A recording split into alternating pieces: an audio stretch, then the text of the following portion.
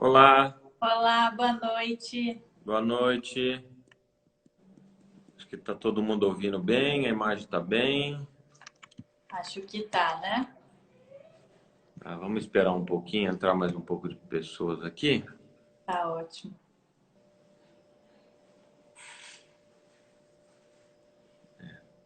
Tem bastante gente.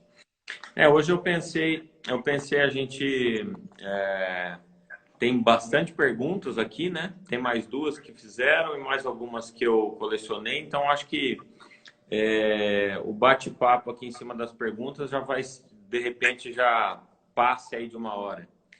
Tá Então, ótimo. o que a gente podia fazer com o pessoal é assim, quem entrar, a gente desativa aqui os comentários e quem entrar faz a pergunta na caixinha para a Tá gente ótimo. responder. Que aí acho que fica bem mais organizado, mais produtivo, porque tem muitas questões, senão a gente não vai conseguir responder. Tá ótimo. Por mim, Vamos pode fazer, ser assim. vamos fazer Vamos assim? dessa forma. Então, ótimo. Eu vou desativar os comentários aqui, que aí a gente consegue ter mais rapidez. Então, na Tá ótimo. medida que a gente terminando uma questão, a gente fala para o pessoal colocar na caixinha. Eu estou vendo aqui, vamos ver, tem duas aqui. Bom, vamos começar então? Vamos lá. Então, vamos lá. Tinha duas perguntas aqui que eu deixei, que eu não consegui copiar. Bom, primeiramente, obrigado mais uma vez por Obrigada a você vocês estarem pela aqui oportunidade. participando. E é um tema totalmente complicado, né? Porque o pessoal tá. O que que eu faço nesse momento? É... Mando embora, não mando embora, dou férias, faço isso, faço aquilo, ninguém sabe o que vai fazer, tá tudo muito tumultuado, né? Sim, com certeza. É. Então, vamos lá, né? Vamos falar um pouco dessas medidas provisórias, vamos falar de tudo isso aí. Vamos lá. A gente que agradece. A Bárbara teve um problema, não vai conseguir participar, mas eu vou me esforçar aqui para representá-la. Então tá ótimo. O que você falou é exatamente isso. A gente está vivendo um momento super complicado, assim, para todo mundo, mas principalmente na área trabalhista. E as medidas provisórias são sempre editadas aí, são sempre publicadas na madrugada. A gente acorda, mudou toda a situação. Então, essa madrugada teve uma outra medida trabalhista que teve algumas alterações aí em relação ao FGTS, que a gente pode comentar depois. Ótimo. Então, é uma coisa assim, não é um cenário completamente instável. E até assim, o que a gente fala hoje na live, a gente não sabe se amanhã vai ter uma lei, uma medida provisória nova que vai mudar, alterar totalmente. Exatamente. Para tentar ficar algo bem dinâmico, eu vou então focar nas perguntas, porque se for para falar sobre né, uma visão geral, fica bem complicado, porque é um cenário, sabe, tem muita matéria. Eu concordo. Eu falo para os clientes, eu estou tentando desde a semana passada fazer um material, eu já não consigo mais enviar por e-mail porque ele já ficou totalmente grande. Aí eu já fiz um link, coloquei na nuvem, estou mandando o link para todo mundo. Fala, gente, isso é hoje. Amanhã me Não pergunta se porque eu não sabe. sei, né? Exatamente. Exatamente. Mas É então, isso. perfeito. Vamos seguir assim. Vamos responder essas perguntas que estão aqui. Eu Tá acho que ótimo. tem mais uma, e aí depois nós vamos para as outras perguntas. Acho que aí a gente consegue falar sobre isso aí. Acho que fica bem mais rápido. Com certeza. Então vamos lá. João Paulo está perguntando assim: o sindicato precisa avaliar cada caso individualmente? Essa pergunta ela tem muita relação com o que aconteceu agora com a MP 936, que foi uma das últimas medidas provisórias mais significantes, vamos dizer assim, que fala sobre a possibilidade de redução de jornada e salário e suspensão do contrato de trabalho.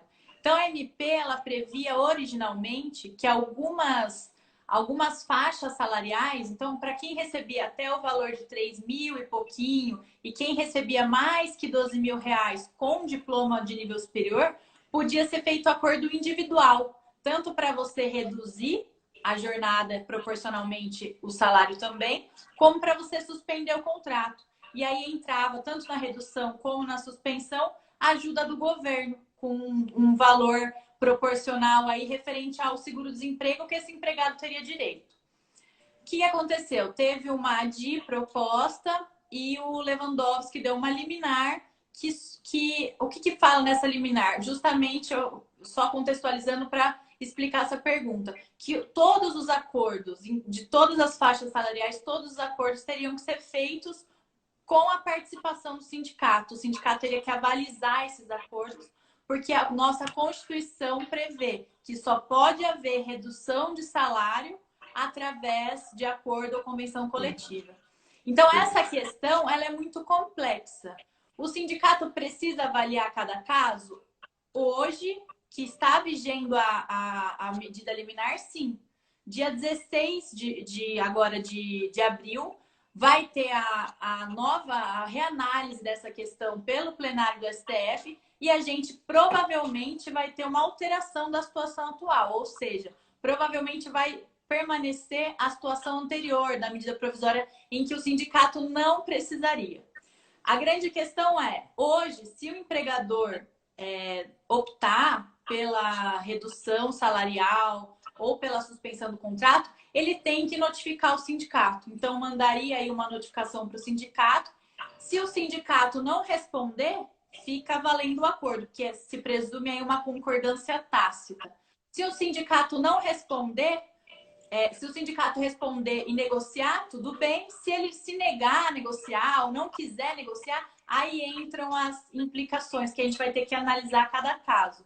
Existem várias teses. Se o sindicato falar que não quer negociar porque quer cobrar contribuição associativa, como já aconteceu com vários sindicatos em São Paulo, isso é completamente inadequado, né? A gente está falando aí de uma redução, cobrança, a contribuição assistencial, ela não tem absolutamente nada a ver com a situação atual, ela não está protegendo o interesse dos empregados, então até poderia se discutir eventualmente de continuar esse acordo sem a participação do sindicato, mas sabendo que hoje os acordos que forem feitos sem o aval do sindicato, eles podem ser questionados na justiça. Hoje, fazer um acordo desse é muito arriscado. Então, o que a gente tem orientado é, infelizmente, ou arrisca, e existem muitas teses para você validar um acordo individual de redução de jornada, ou de suspensão, de redução de salário ou de suspensão, com base em a situação que a gente está vivendo é uma situação extrema, é uma situação de calamidade, é uma situação de urgência. A gente não está fazendo redução de jornada e salário por questão econômica, para aumentar o lucro da empresa, é para preservar o emprego. Então, quem quiser arriscar, existem teses ótimas e sustentáveis de que é constitucional. Mas, assim, hoje a gente tem uma decisão liminar que fala, para você fazer um acordo, o sindicato tem que avalizar. Então, vai do risco que a empresa quiser correr, vai da gravidade da situação. A minha empresa não consegue esperar até o dia 16. Ou eu faço o acordo, o sindicato, a gente vê que tem sindicato que não tem nem número, nem e-mail, tá tudo fechado. Registra tudo isso, tenta mandar um e-mail, mandar um telegrama para o sindicato, mandar um WhatsApp, qualquer coisa para mostrar a boa-fé que você tentou a comunicação com o sindicato. E se sua empresa for falir ou tiver que extinguir porque você não conseguir fazer essa redução porque o sindicato não responde, obviamente daria para você fazer isso e tentar, né, sustentar tudo isso depois. Mas assim, existe um risco. Maravilha. Realmente, até os sindicatos não estão todos parados. Exatamente. A gente manda e-mail, mensagem, não tem resposta. Exatamente. Vamos ver aqui. No final, precisa do aval do sindicato para fazer acordo com o funcionário ou não? Bom, então já está Atualmente, pela decisão liminar, a gente precisaria, mas é o que eu disse. Se for uma situação extrema, que se não for feito o acordo nesse momento, for levar a empresa à falência, a gente tem diversos mecanismos para sustentar a validade desse acordo. Tá. Aí uma pergunta da Monique. Sou advogado e gostaria de saber se eu consigo dar alguma segurança jurídica em relação às MPs que saíram.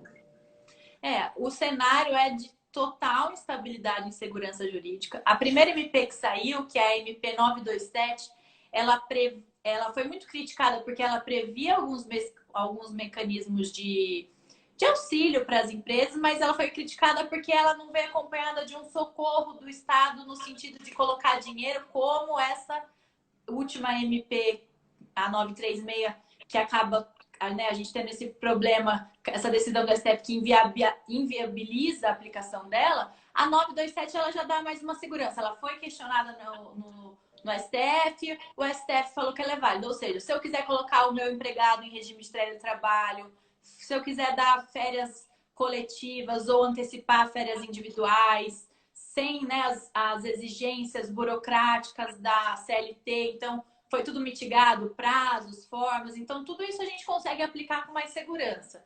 O que está mais inseguro agora é realmente a questão de você fazer a redução proporcional da jornada do salário ou da suspensão do contrato sem a assistência do sindicato, como a MP prevê a possibilidade em alguns casos, mas atualmente é muito inseguro. Então, é mais conversar com a empresa e ver, ela consegue dar... É que às vezes não se aplica, né, a empresa. Ela consegue fazer o recolhimento diferido aí do FGTS, que vence agora em abril, maio, junho, ela consegue parcelar. Tem uma outra medida provisória também que veio para instituir uma linha de crédito especial. Então, as empresas podem fazer um empréstimo e esse empréstimo vai ter um juros muito baixo, vai conseguir pagar o salário da folha de empregados, que recebam até 2 salários mínimos, vai ser tudo direto na conta do empregado. Então, assim, vai ter um prazo de 36 meses para pagamento, os juros vão ser de 3,7% ao ano. Então, essas medidas, você já tem uma maior segurança jurídica para aplicar. A questão é, talvez isso não seja o mais eficiente, porque que empresa, na situação atual, vai querer fazer uma dívida, ainda que com juros baixos, para arcar com toda a folha de pagamento, ainda que seja para pagar em 36 meses. A gente não sabe qual vai estar a economia depois, né? Exatamente. O dia seguinte é incerto. E uma palavra que vocês falaram na última live que a gente fez, né? Ainda lembrando um pouquinho daquela história e também todo esse cenário de MP, de férias, de isso, de aquilo, de pessoa em casa, também vai aquela palavrinha que é flexibilização da situação, né? Porque ninguém está assim porque um quer, porque outro quer, mas o problema é mundial.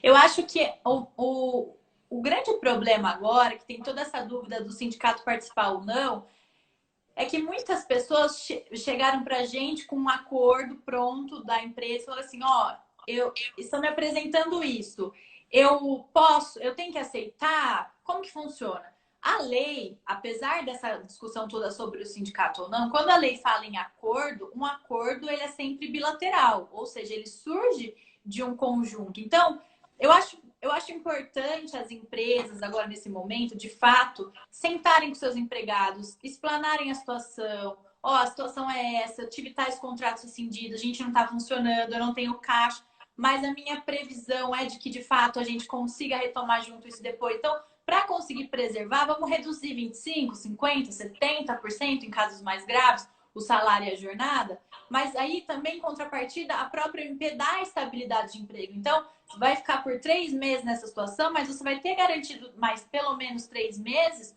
numa situação de emprego, ou se, né, acontecer da empresa te dispensar, você ainda assim vai ter uma indenização. Então, não é abrir mão por abrir, é um acordo, é essa questão, flexibilizar nesse momento que é difícil. E a gente vê muita discussão ideológica, pessoas defendendo não pode, redução do salário, é um momento completamente excepcional. E se você não flexibilizar, às vezes, o seu salário, de receber um pouco menos agora, você vai acabar perdendo seu emprego daqui 1, 2 meses. Você não quis flexibilizar mas você vai perder o emprego daqui 2. Como que vai estar o mercado? O mercado vai estar com... A XP, acho que fez uma previsão de 40 milhões de desempregados até o fim do ano. Então, assim, é devastador, é uma situação muito complicada. É o que você falou, a gente tem que flexibilizar. Nesse momento, é um momento de solidariedade, né? Eu espero que essa estatística deles estejam errada, porque assim, a gente já estava numa condição totalmente delicada. E se a gente falar em 40 milhões, nós estamos multiplicando por 4 a quantidade de desempregados que já estavam, que era em torno de 13, 12, né? E não conseguiu reduzir isso aí, né? Nem com a mudança do novo governo, não conseguiu reduzir. Reduziu, acho que menos de 1 milhão, alguma coisa assim. Então, quer dizer, se essa estatística, espero que esteja errada, espero, porque isso não é bom para ninguém, não é bom para a empresa, não é bom para ninguém. nós estamos falando em multiplicar isso por 4. É um baque muito violento, muito violento. Com certeza. E quem vai perder é todo mundo, né? Todo mundo vai perder.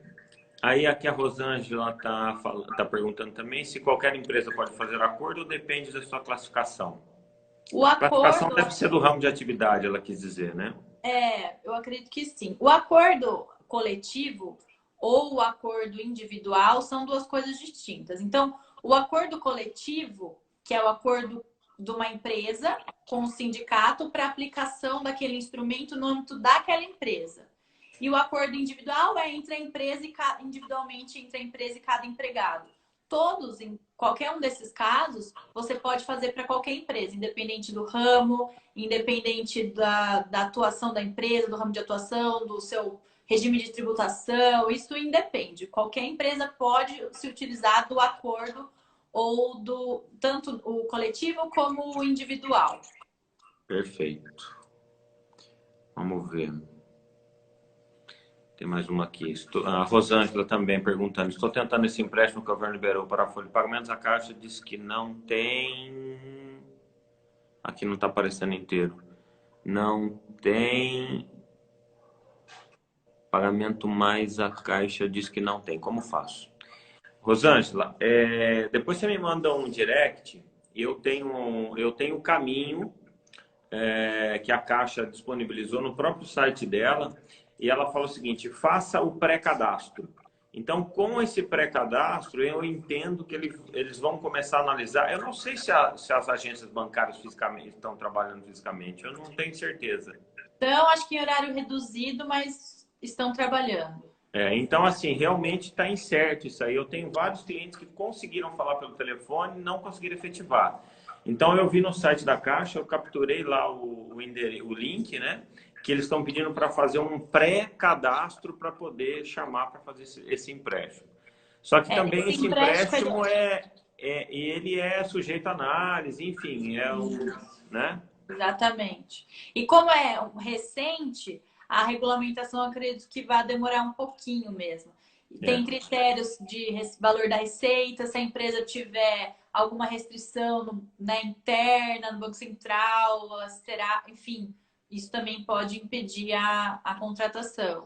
Mas eu acredito que às vezes a dificuldade também seja o que você falou, até pelos canais, eu não sei se todos os bancos já se cadastraram, porque não vai ser só a Caixa, né? Vão ser diversas instituições financeiras. Então, não sei se está dependendo ainda de alguma regulamentação para eles começarem a liberar o crédito. Eu vi que a Caixa, eu até entrei por curiosidade, que alguns clientes me perguntaram, e você consegue fazer um pré-preenchimento. E aí eles falam, em breve entraremos em contato. Então, quer dizer, de repente ali já seria um caminho já para a pessoa dizer, olha, eu estou afim disso, né? Isso. Enfim, aí tem outra pergunta aqui do Rodrigo. Não está cabendo aqui. Com o empréstimo para a folha de pagamento, a estabilidade de 2 meses após esse período será necessária mesmo? Pois não sabemos como vai ficar. Lá no empréstimo tem uma condição, né? Para quem faz o empréstimo tem uma condição que tem que dar uma estabilidade. Exatamente. Na verdade, é uma forma até do governo garantir que não vai haver um desvio de finalidade do crédito, porque o crédito é justamente para você pagar os funcionários. Todas as medidas agora, tudo que está sendo feito pelo governo é visando a manutenção do emprego, visando a preservação da empresa, mas é tudo voltado para a manutenção do emprego. Então, a gente vê que em todas as medidas, todas as leis, sempre vai ter uma contrapartida de uma estabilidade para o empregado.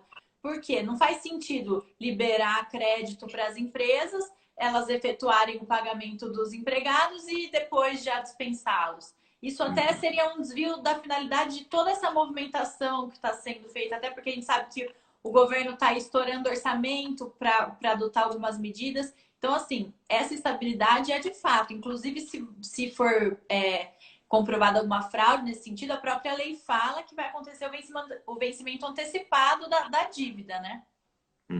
Exatamente, é isso que eu penso, porque já que o governo, entre aspas, está subsidiando o salário, né, com juro baixo, justamente com o objeto de manter Exato. esse manter o emprego.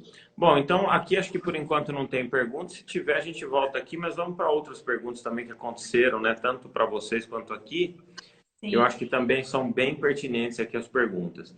Uma delas é o seguinte: posso reduzir o salário dos meus empregados? Eu acho que a gente acabou comentando um pouco lá até na resposta da primeira pergunta. Pode a redução de jornada, de salário.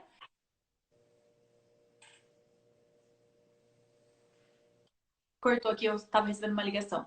A gente só pode fazer a redução com segurança através do sindicato. Se o sindicato avalizar essa redução, não tem discussão. Mas até assim, se não houver a participação do sindicato, é o que eu falei. Conversa com o advogado, tenha uma assessoria. Em alguns casos, eu acredito completamente viável você fazer o acordo para salvar a sua empresa, ainda que a gente esteja num ambiente incerto. Que eu acredito que o momento é excepcional e eu acredito que ele justifique, sim, a redução de salário e de jornada proporcional, porque se a gente não salvaguardar agora a empresa, a gente não vai ter a proteção do emprego e eu acho que aí é um conflito de princípios. Irredutibilidade salarial, mas o emprego também é um direito constitucional. Então, eu acredito, até pelo que eu tenho lido e assistido, até juízes do trabalho falando, comprovada a necessidade de fato, a necessidade econômica da empresa fazer a redução, ela vai ser avalizada pelo judiciário também, ainda que às vezes sem o sindicato. Perfeito. Aí também já falamos um pouquinho, que a pergunta era: o empregado é obrigado a aceitar a redução de salário ou jornada ou a suspensão do contrato? Aí também, né, comentamos um pouco sobre isso. Uhum. E aí tem uma outra pergunta: sou obrigado a antecipar minhas férias? Essa aí tem bastante questionamento. Bom, vamos lá. A questão das férias, ela foi regulamentada naquela primeira MP, a 927, e o que ficou estabelecido por essa medida? Regra geral, como que funciona? Você, após 12 meses de trabalho, você adquire férias de 30 dias. Ressalvado, se você tiver muita falta, vai descontar alguns dias. As férias, as férias é um direito do empregador, é um dos únicos poderes, vamos dizer assim, do empregador. O empregado tem direito às férias, mas elas serão concedidas sempre no que for mais conveniente para o empregador, não a pedido do empregado. Então, usando disso, a MP estabeleceu o quê? O empregador ele pode dar férias individuais ou coletivas para o empregado. E a MP é muito clara, ele é um ato unilateral, ele não depende de acordo do empregado, porque as férias nunca dependeram de concordância do empregado. Pode ser que um empregador mais maleável ajuste com o empregado a melhor época para que ele tire as férias. Tem algumas hipóteses na CLT, mas regra geral, as férias nunca dependeram de concordância do empregado e agora também não é diferente. Então, a partir do momento que o empregado concede as férias, decide antecipar, ainda mais nessa situação, ela é completamente válida e ela independe da concordância do empregado. Se ele não concordar, a discordância dele não tem efeito prático algum.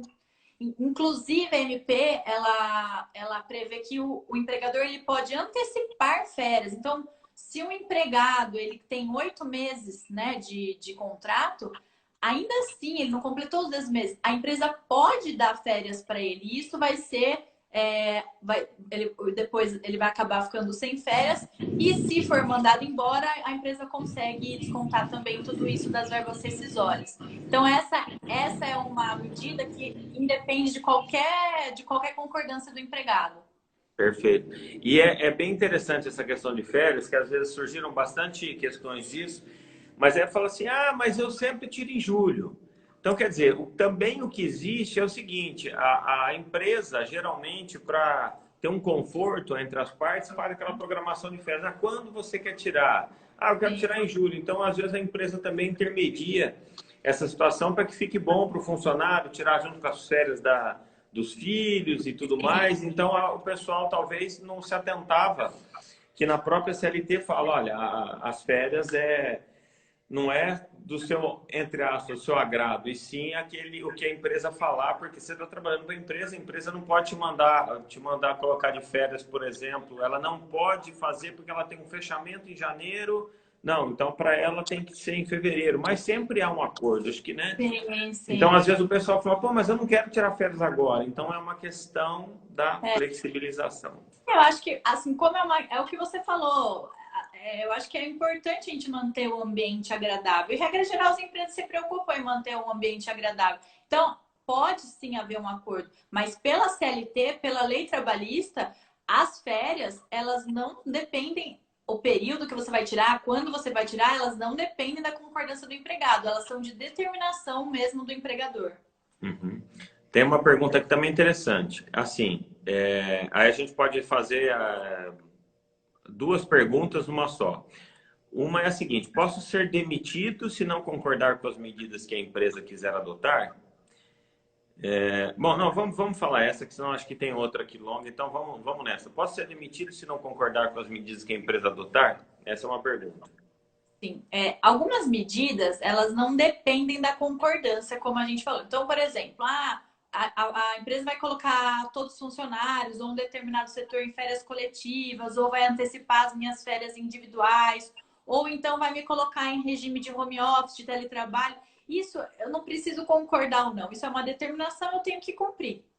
E se eu não cumprir, eu posso sofrer as penalidades de uma advertência, uma suspensão, e até dependendo da gravidade do caso, de uma justa causa.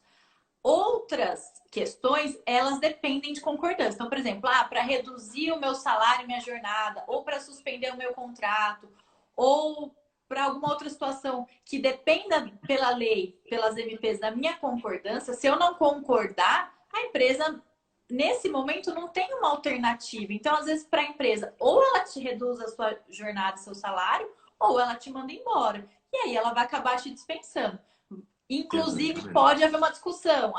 Essa rescisão vai ser por força maior? Pode ser que sim. Aí você, dependendo do caso, se ficar configurado, você pode receber, por exemplo, a metade da indenização do que seria devido, metade do 40% do FGTS, enfim. Então, pode haver tanto aplicação de penalidades, como até gerar uma dispensa se não houver concordância. Porque, às vezes, a única opção que a empresa tem é o que ela está te oferecendo.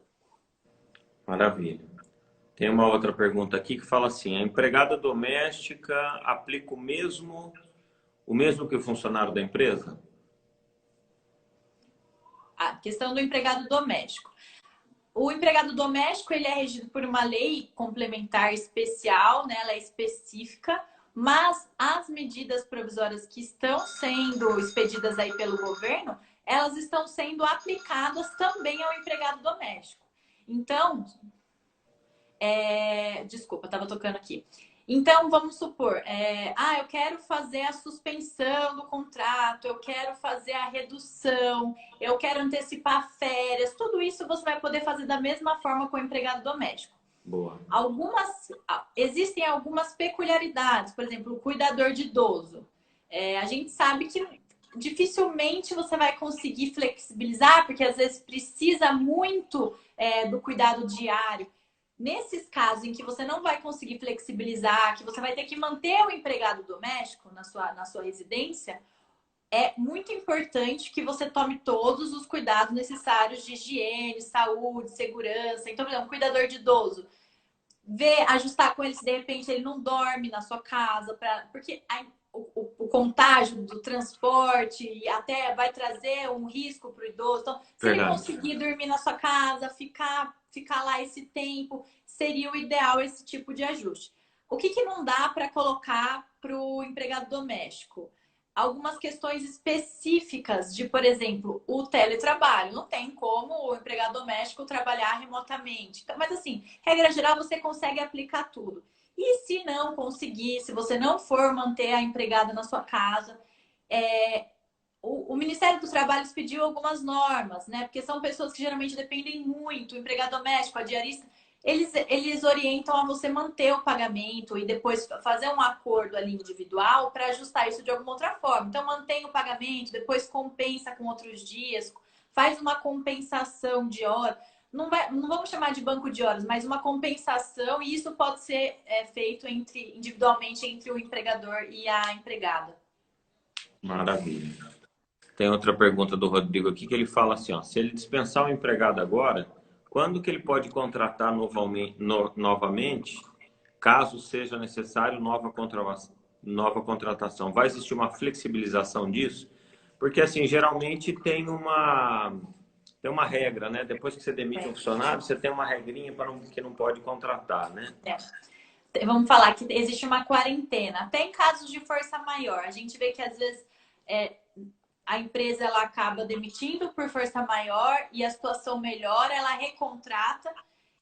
A Justiça do Trabalho ela não tem algo definido, mas assim, a lei fala que se você recontratá-lo, eu não lembro se é 60 dias ou 90 dias, você recontratar o empregado, isso caracteriza a fraude. Então, caracterizou fraude, a demissão, unicidade contratual, anula tudo. Mas eu acredito que nesse momento que a gente está vivendo, porque tudo vai depender do caso concreto, mas se a empresa comprovar que, de fato, naquele momento ela não tinha condição nenhuma de manter os empregados, e depois a situação melhorou, né? No setor dela teve um reaquecimento econômico, ela conseguiu recontratar esses empregados, eu acredito que vai haver uma flexibilização no sentido de não ser declarada nulidade dessa recontratação. Eu acredito que, de fato, vai haver uma flexibilização disso, pelo momento que a gente está vivendo. Na MP não tem nada, né? Eu dei uma lida na MP, não tem nada. Por enquanto, não tem nada, né? Sim. Tem uma outra pergunta aqui eu acho que é a Alexandra. Está perguntando, pode fazer a suspensão ou redução de funcionários de supermercado? Porque os supermercados, nos decretos, eles podem ficar abertos, mas o movimento diminuiu. A MP, quando ela prevê a possibilidade de você suspender ou reduzir, ela não... A única vedação é que isso não pode ser feito para funcionário público. Qualquer outro ramo do comércio, você pode utilizar essas medidas. A grande questão é redução de jornada de salário, suspensão de contrato, são temas muito delicados. Não são bem vistos pela Justiça do Trabalho, não são bem vistos pela legislação. Então, assim, você tem que tomar um cuidado muito grande. O supermercado, regra geral, assim como, por exemplo, a farmácia, são setores que têm sofrido, que ela falou, o movimento diminuiu. Posto de gasolina está aberto, mas diminuiu. O cuidado é no volume da redução ali. Não me parece razoável, por exemplo, um supermercado ou uma farmácia instituir uma redução de jornada de salário de 50%, de 70%. Talvez 25%, ou por acordo coletivo até um pouco menor, me parece mais razoável. É tudo assim, analisar o caso concreto. Se o supermercado, porque eu também estou falando de uma forma generalizada, supermercado, a gente geralmente pensa nos grandes supermercados. Pode ser que um supermercadozinho menor esteja de fato sofrendo. Se ele tiver documentação contábil, mostrando que de fato diminuiu drasticamente o movimento e que ele não conseguiria se manter sem que houvesse essa redução, essa suspensão, isso vai passar. Mas assim, é tudo dentro da razoabilidade. Regra geral, um supermercado fazer uma suspensão não é tão razoável no atual cenário como um restaurante ou uma loja de shopping. Mas assim, tem que analisar o caso concreto. Perfeito, também acho. Os supermercados grandes, não sei se diminuiu. Acho que assim, o pessoal parou um pouco de comprar supérfluo, mas todas as vezes que eu vou no supermercado, pelo menos em redes, assim, tá sempre cheio, né? Eu também. E agora, e eu achei bacana, até não fazendo propaganda, mas o Pão de Açúcar aqui, por exemplo, próximo do Liceu, você chega lá, tem uma pessoa que ela higieniza o carrinho com álcool, gel e tal, higieniza para você entrar, tem álcool na porta, então bem interessante. O pessoal tá tendo cuidado, né? Sim, alguns mercados eles estão controlando o número de pessoas, eles dão uma fichinha para dar uma controlada na quantidade de pessoas dentro do mercado. Exatamente. E o Pão de Açúcar também, sem fazer propaganda, eles fizeram o seguinte, achei bem legal. Se eu não me engano, eu não sei se é 6 ou 7 ou 7 às 8, eles só abrem para grupo de risco. Então, nem outro tipo de pessoa entra, só para eles terem um pouco mais de conforto. Também, assim, não é a solução do problema, mas pelo menos que às vezes essas pessoas querem ir no supermercado e ficam ali toda receosa por ter contato com as pessoas, né? Então, para dar uma flexibilizada na coisa, tendo distância e tal, então de repente é uma coisa interessante também. Com certeza. Tem uma pergunta aqui da Isabel, que ela está perguntando assim, ó, posso enviar carta registrada para o sindicato informando a suspensão? Então, essa é, uma ótima pergunta, porque assim, regra geral, você tem, pela CLT, você tem 8 dias para comunicar ao sindicato. Ele tem prazo de 8 dias para responder. Se ele não responder, você tem que notificar a federação. Se ele não responder, você notifica a... Só nisso já foram aí quase 30 dias, né? 24 dias. Então, existem muitos sindicatos que estão fechados, que você entra no site, o sindicato não tem um telefone, não tem um e-mail. Então, eu acho que se a única forma de você comunicar ao sindicato é mandando uma carta registrada, eu mandaria. Por excesso de zelo, até o dia 16, se você tiver aí o endereço da federação, já mandaria tudo no mesmo prazo. Agora, se você tem, por exemplo, um e-mail, o WhatsApp, telefone, isso também vale. Você não precisa nem da carta registrada. A questão é, encontre uma forma de demonstrar que você tentou entrar em contato com o sindicato e sempre, mais importante do que você notificar o sindicato, é você se assegurar que o acordo que você está fazendo é razoável, de que ele não está só prejudicando, não está beneficiando demais a empresa. Que aquilo que a gente falou, uma farmácia, por exemplo, vai usar de uma redução, de uma suspensão, pode comunicar ao sindicato, o sindicato pode concordar com isso, e isso pode depois ser discutido, porque não é razoável. Então, assim, mais do que comunicar ao sindicato, comunique da forma que você conseguir, por carta registrada, por e-mail, da forma que for. Se ele ficar silente, é concordância tácita, você prossegue com o acordo, seu acordo é válido. Mas, assim, mais do que essa formalidade do sindicato, eu acho que é importante se apegar muito a essa questão do meu acordo é razoável. Porque se ele for discutido na justiça depois, a chance dele ser chancelado pelo judiciário é muito maior. Perfeito. Exatamente. Vamos ver se tem mais alguma pergunta aqui. O Aldo está comentando aqui que ele está falando cerca de 40%, regra para manter aberto. Floba, Varejão, Pão de Açúcar, todos. Olha lá, 7 às 8. Então ele está falando aqui, acho que ele estava falando sobre o que eu disse. Então, Pão de Açúcar, Oba, Varejão, né? 7 às 8, 7 às 8 da manhã para o grupo de risco. A Tânia está falando aqui que estão até medindo a febre. Nossa, isso eu não vi. Caramba. Nossa, eu não vi também. O Rodrigo está perguntando aqui, na suspensão de emprego, enquanto tempo o funcionário receberia o seguro-desemprego, pois estes têm um grande medo de demorar para receber esse benefício, caso concorde com a demissão. Mas peraí. Eu acho que ele está querendo dizer na suspensão. Quando você suspende o contrato de trabalho, então o que acontece? Suspensão no direito do trabalho é eu não trabalho e eu não recebo salário. Aí vem MP fala, a empresa pode suspender por até 60 dias, né, 2 meses, e nesses 2 meses o empregado vai receber o valor do seguro-desemprego que ele teria direito. O teto vai variar o valor do seguro-desemprego de acordo com o salário, mas o teto é de R$ 1.800. Então, no máximo, R$ 1.800 durante 2 meses. Entendi. Quando que ele vai receber? Se a empresa fizer as comunicações certinhas, que são um prazo de 10 dias para comunicar o Ministério da Economia, a primeira parcela vai ser paga a partir de 30 dias da data da celebração do acordo. Vamos supor, acordo hoje, dia 8 de abril. A empresa comunicou até o dia 18 o Ministério da Economia. Ótimo. Daqui 30 dias, ou seja, em 8 de maio, até lá é o prazo que o governo tem para pagar a primeira parcela, que seria mais ou menos no prazo do valor do pagamento do salário, né? Se for feito agora no começo do mês. As que forem feitas mais para frente, que eu acredito que vai ser a maior parte, porque todo mundo vai querer esperar passar essa discussão aí do STF, elas vão ser sempre pagas, a primeira parcela sempre em 30 dias da celebração do acordo. Legal, ótimo.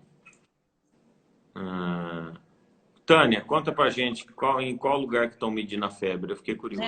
Não vi isso não. Aí o Aldo está comentando aqui, não são 10 dias sindicato, 8 federação e 8 confederação? 26 dias no total?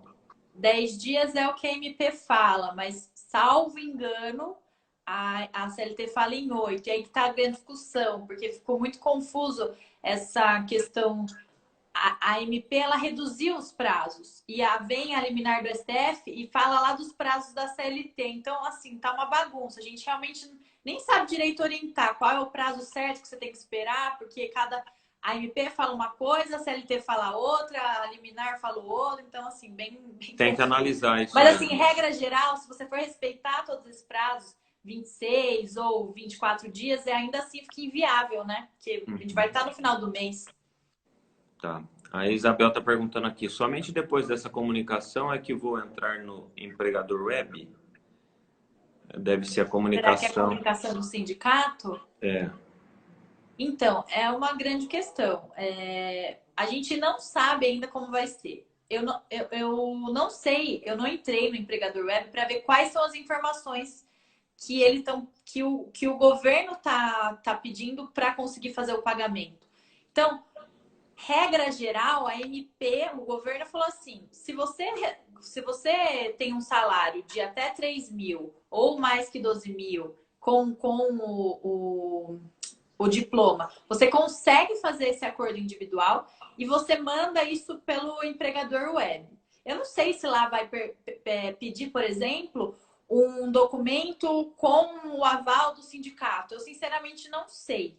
Agora, a questão é, a gente não sabe como vai ficar. Se você fizer um acordo e o governo pagar e depois o sindicato não avalizar Não isso, como avaliza. que vai ser? A gente não sabe. Por isso Tá. que, assim, foi uma decisão que mais tumultuou do que ajudou. Porque Tá. ninguém sabe responder como vai ser de fato. A Isabel trabalha aqui com a gente. Isabel, acho que ela deve estar online. A gente já teve algum caso aqui ou não? Eu não me recordo. O Aldo também está falando que no próximo dia 16 o STF julgará a constitucionalidade da MP 936.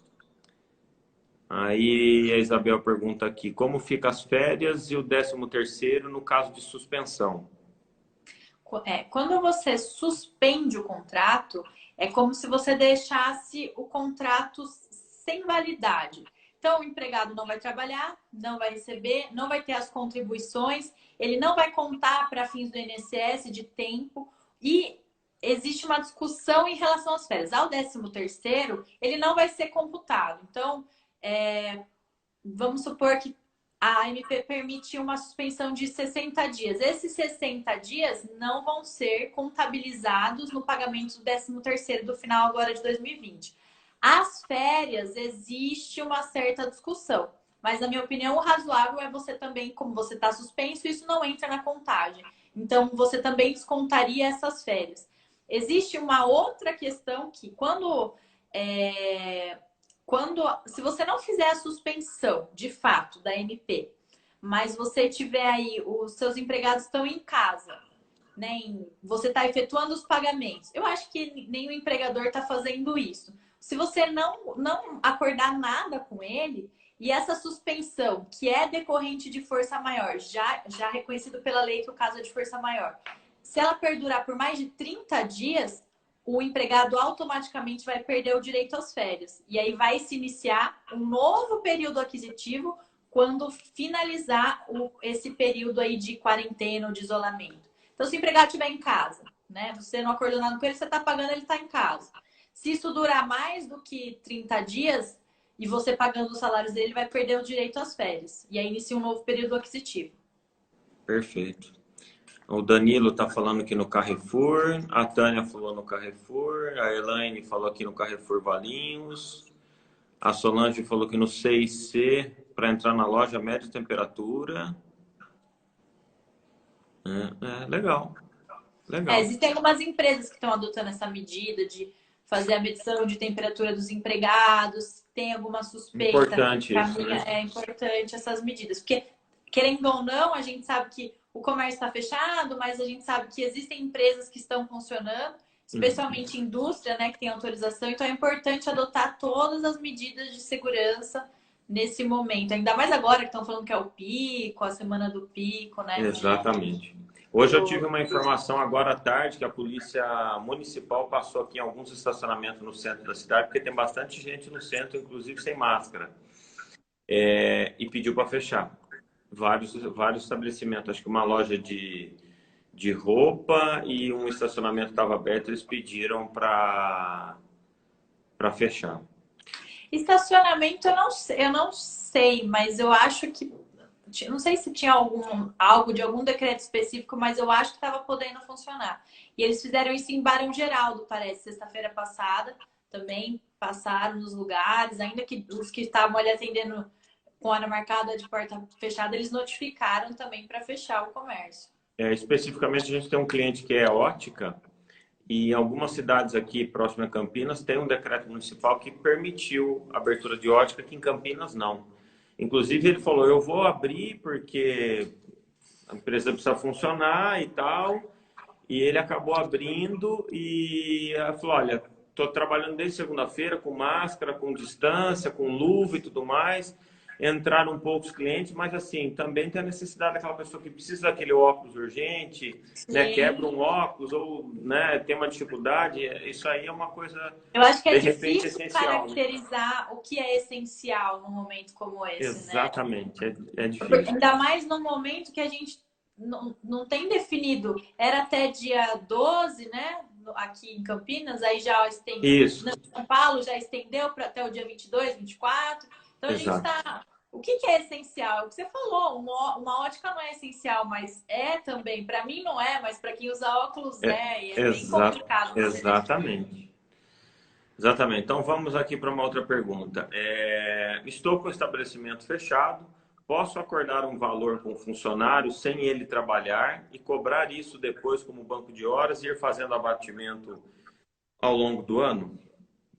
Essa pergunta foi uma pergunta que chegou para a gente e até é um pouco difícil de entendê-la, porque misturaram-se alguns institutos. Eu até estou com ela aberta aqui. Se você está com o seu estabelecimento fechado, ele é um caso de. E o seu funcionário não está trabalhando, seria um caso de suspensão. Então, você poderia acordar com ele de repente ou da suspensão que a MP traz, que você não vai pagar o salário, mas ele vai receber o valor do seguro-desemprego. E aí, isso você não vai poder cobrar em banco de horas depois. A segunda situação é: meu estabelecimento está fechado, eu vou pagar o salário do meu empregado e vou fazer com ele um acordo de banco de horas para depois eu conseguir compensar isso. Então, o banco de horas ele tem algumas regras específicas na CLT, mas elas foram flexibilizadas pela MP. Então, o que você pode fazer? Você institui um banco de horas por acordo individual com o seu empregado e ele vai poder ser compensado no prazo de 18 meses, mediante 2 horas extras por dia, né? Não pode ultrapassar de 10 horas por dia. Então, regra geral, você não consegue fazer isso. Para quem não fizer nada, se você deixar o seu empregado em casa e não fizer acordo ou compensação, a CLT prevê, no artigo 61, parágrafo 3º, salvo engano, que acontece nesses casos de força maior, que o estabelecimento fica fechado, o empregado não trabalha, tem, né, o funcionamento da empresa prejudicado, depois você pode exigir que o seu empregado cumpra essas horas extras com 2 horas extras por dia no período máximo de 45 dias. Então, você conseguiria compensar em 90 horas. Se você considerar uma jornada de 8 horas, 2 semanas, nem isso. Então, é interessante que se você fizer uma... É interessante se você tem uma projeção, porque para algumas... É aquela coisa, para algumas empresas não é interessante, porque a gente não sabe. Uma agência de viagens vai compensar fazer um acordo de horas? A gente não sabe como vai estar depois. O empregado vai ficar mais 2 horas lá na agência fazendo o quê? Agora, outras empresas, por exemplo, a gente tem uma empresa que trabalha com esquadrias. Eles conseguem fazer agora a produção das esquadrias, mas eles não conseguem fazer, por exemplo, as instalações. Então, após esse período, vai ter um monte de serviço para instalar. Então, eles podem usar, por exemplo, do banco de horas, porque daí vai ter a extensão por 18 meses. Então, é interessante essa questão do banco de horas, mas assim, são duas coisas diferentes. Ou você faz a suspensão, você fecha a empresa, o seu empregado não vai receber e vai receber, por exemplo, o seguro-desemprego, que é a suspensão que fala a MP, ou você vai continuar pagando e aí sim, depois você consegue compensar com o banco de horas. São duas coisas distintas. E tem que analisar, né? Caso a caso. Exatamente. Vamos lá. A Isabel está perguntando aqui, acho que na questão das férias, né? Que você comentou que perde as férias. Ela pergunta se perde as férias proporcionais ou as vencidas. Acho que daquela outra questão que você comentou. Aí se ele tem férias vencidas e proporcionais, ele perde as férias vencidas e aí vai começar o novo período aquisitivo contando já o período proporcional. Agora, se ele só tiver férias proporcionais, ele perde e começa um novo período. Não sei se eu consegui explicar. Tá. Aí tem uma outra pergunta aqui da Alessandra. Ela fala assim: pode demitir? A empresa não quer fazer acordo porque não vai pagar no sindicato. Eu não entendi muito bem. Entendi também. Mas Porque eu acho que assim, se o sindicato exigir, assim, em regra, não é legal a cobrança de nenhum valor para que o sindicato celebre um acordo ou uma convenção coletiva. Então, a partir do momento que o sindicato efetue, né, como condição, pagamento de qualquer valor, o interessante é você registrar isso e eu defenderia a tese de que ele está se negando a negociar com uma arma completamente legal. Então, assim, é o que eu falei, é muito arriscado também eu ficar falando aqui, mas é o que eu falei, existem situações que eu acredito que vão se sustentar, porque o momento agora é de você preservar o emprego, e você não pode ficar na mão de um sindicato, e eu acho que é até ruim você demitir os seus empregados porque o sindicato não quer negociar. Eu acho que registre esse tipo de situação, mande um e-mail, mande uma mensagem, porque se ele não responder, é concordância tácita. Talvez ele não escreva no e-mail, só vou negociar se você pagar. Mas se você mandar um e-mail, um WhatsApp, uma carta e ele não responder, é concordância tácita. Mas não me sujeitaria a isso. Ele não quer negociar, quer cobrar, então eu vou dispensar. Eu acho que agora é uma hora de ter uma proatividade melhor em prol da preservação da empresa e do emprego. E do emprego, né? Então, eu já tinha certeza que a gente não ia conseguir responder tudo. A gente tem mais 7 minutinhos, acho que dá para responder umas 3 ou 4 perguntas. Tá Uma ótimo. delas aqui estão falando assim, o Rodrigo está perguntando, na suspensão, os benefícios Sodexo, imposto, ficariam suspenso e o empregado que ganha mais de 1.800, como ficaria a diferença do salário? Na suspensão, acho que do contrato, né? No caso de suspensão, a medida provisória ela fala que devem ser mantidos todos os benefícios. Os benefícios, o único benefício que é seguro você não efetuar o pagamento é o vale transporte. Por quê? Você vai efetuar o pagamento do vale transporte para custeio daquela despesa, né, do deslocamento do empregado casa trabalho casa. Assim como também, por exemplo, colocou o trabalhador em teletrabalho, trabalho remoto, você também não precisa fazer o pagamento do vale transporte. O Sodexo, então assim, benefício de vale alimentação, vale refeição, de se fazer a suspensão do pagamento. Não é algo tranquilo. Tanto o vale refeição, ele é para custear ali a despesa que o empregado tem de alimentar durante o trabalho. Então, tem empresas que, ao invés do vale-refeição, vai fornecer o alimento ali. Aí, se você fornece o alimento na empresa, você suspende esse benefício, porque não tem lógica, né? A empresa não está funcionando. Agora, se você paga o ticket, não é recomendável você efetuar de fato estariam suspensos. Mas esses outros benefícios eu não aconselho que seja feita a suspensão, tá? Então, o Sodexo, por exemplo, é um benefício que deveria ser mantido. Os impostos, de fato, estariam suspensos. E o empregado que ganha mais que 1.800, como ficaria a diferença do salário? Mais que 1.800? Acho que eu entendi. O limite do seguro-desemprego é R$ 1.800. Então, assim, o que a MP mais prestigiou? Os empregados de menor renda.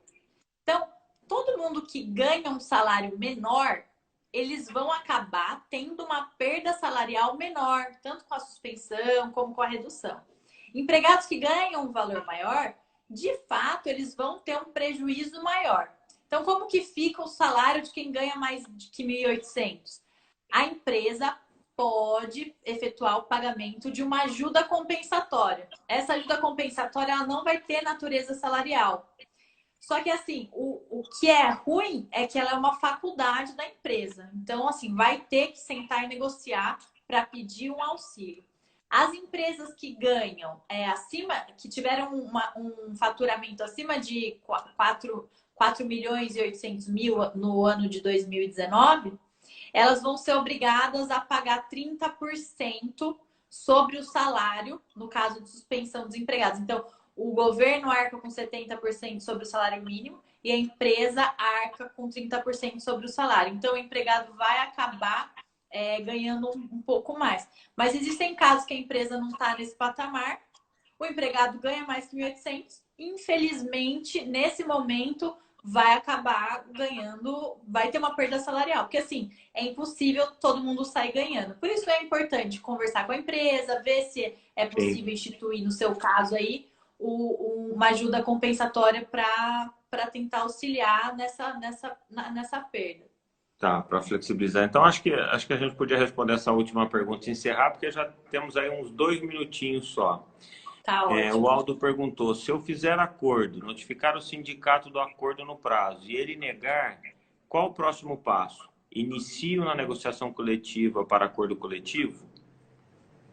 Bom, vamos lá. Se o sindicato ele se negar, existem pessoas que... Aí você teria que falar federação, confederação, notificar essas outras entidades. E se nenhuma assumir a negociação, o que eu aconselharia é instituir ali uma comissão dentro da empresa. Então, chama os empregados, elege um representante e negocia. Como se fosse uma negociação com o sindicato, só que sem o sindicato. E tenta registrar tudo isso, seja por WhatsApp, seja por e-mail, né? Faz um grupo ali do WhatsApp.